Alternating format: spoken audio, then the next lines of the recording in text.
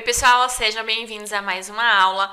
A aula de hoje é continuação, da aula do melhor método de importação para fazer o cálculo do transfer price. Hoje a gente vai falar finalmente qual que é o melhor método de exportação para fazer o cálculo do transfer price. Se você ainda não assistiu a aula do melhor método de importação, vou deixar aqui em cima nos cards para você ir lá depois que assistir esse vídeo para você ver melhor e entender como funciona. Mas primeiro eu preciso falar que não existe o melhor método para calcular a importação ou exportação. Sempre o contribuinte e a empresa vai escolher por item qual que é o melhor. Isso mesmo, escolher, como eu já falei na aula passada, o contribuinte, exceto quando ele exporta commodities, porque quando for exportação de commodities, obrigatoriamente vai ter que usar o método do PSEX. Tirando isso, o contribuinte, a empresa pode escolher qual método prefere. E por que não existe um melhor método? Porque cada método depende de alguma métrica, de algum parâmetro, de alguma documentação. E duas coisas, pode ser que a empresa nem tenha essa documentação para fazer esse método, ou ela tenha e aquele ano foi um ano atípico e ela vai, o melhor método do ano passado, por exemplo, foi o PVEX. Esse ano o melhor método vai ser o CAP. Então, como as condições do negócio, os custos do produto, os impostos, tudo muda, não dá pra gente dizer, esse é o melhor método desse item. O melhor método vai depender muito das condições daquele ano. Então, eu sempre falo o seguinte, primeiro, olhe quais documentações, quais informações você tem para fazer o cálculo. Eu já vou explicar certinho quais precisam para cada método de exportação. Depois que você olhar quais informações você tem disponível para fazer o cálculo, se você tiver tempo, se tiver condições e know-how para isso, faça todas e veja qual que não vai dar ajuste ou qual vai dar um ajuste menor. Mas começando aqui nos métodos, o método mais usado, pessoal, que eu já vi na prática, nas empresas, no dia a dia, é o CAP.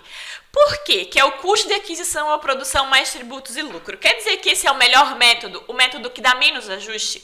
Não. E por que as pessoas usam ele? Porque a informação que precisa para calcular por esse método nada mais é que o custo médio de aquisição ou de produção. Se você fez uma exportação e essa exportação é uma revenda, você precisa do custo de aquisição daquele produto que você está revendendo. Se aquela exportação que você está fazendo para a sua vinculada ou para o paraíso fiscal, ela é uma produção, foi algo que você comprou, produziu, industrializou e tudo mais, você vai precisar do custo de produção desse item que você está exportando.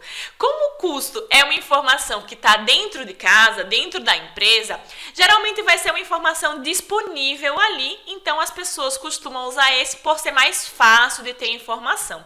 Quando que eu vi uma empresa, mesmo tendo custo, não querer calcular pelo CAP e ir atrás de informações até mais difíceis? Quando a empresa ela não tinha confiança no custo real, no custo médio ali daquele produto. A empresa tem alguns problemas de parametrização, tem alguns problemas de sistema e não queria ter mais esse risco, que ela falou, como o meu custo não é muito confiável, eu prefiro procurar outras informações, e ela tinha condições de procurar outras informações para usar outros métodos que eu vou falar para vocês que documentação seria essa, então ela optou por não ter essa confiança.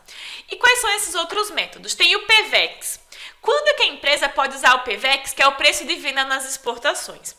Imagina que eu tenho aqui esse batom e eu exporto esse batom para a minha matriz ou para uma empresa no paraíso fiscal e eu preciso fazer o cálculo do preço de transferência. Para eu usar o PVEX, eu tenho duas opções.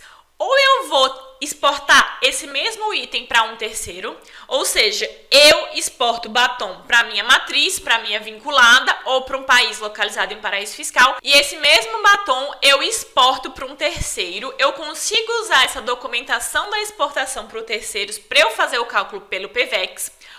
Ou se eu conseguir uma exportação de um terceiro exportador para um outro terceiro que está lá no exterior. Só que essa segunda operação é muito mais difícil, porque como que eu vou conseguir que um outro exportador me forneça as documentações da venda dele para um terceiro? Pode ser que você tenha algum bom relacionamento com alguma outra empresa ou com algum outro exportador que venda para um terceiro. Se for o caso, dá para usar. Mas se você não tem esse relacionamento, se você não tem essa informação, você só vai conseguir usar o PVEX se você exportar o mesmo item para vinculado para paraíso fiscal e o mesmo item para um terceiro. Caso contrário, não dá para usar esse método, tá, pessoal? Os dois próximos métodos, que é o PVA e PVV, eles são muito parecidos, que é o preço de venda no atacado no país de destino e o preço de venda no varejo no país de destino.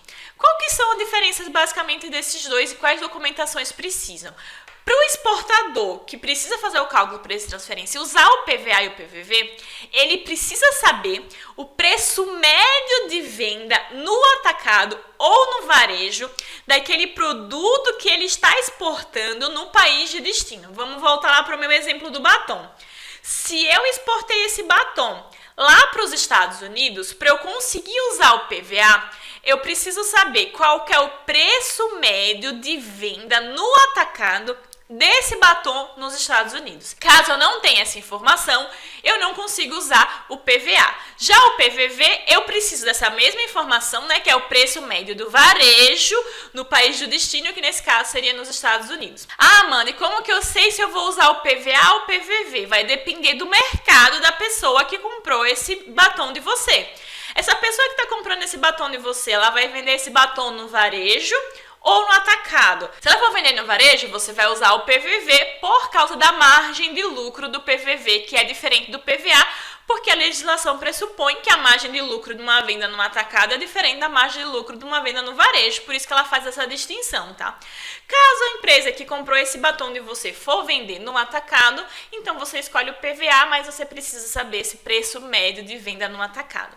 Uma outra dificuldade desses dois métodos, o que é? É o preço de venda do atacado no país de destino.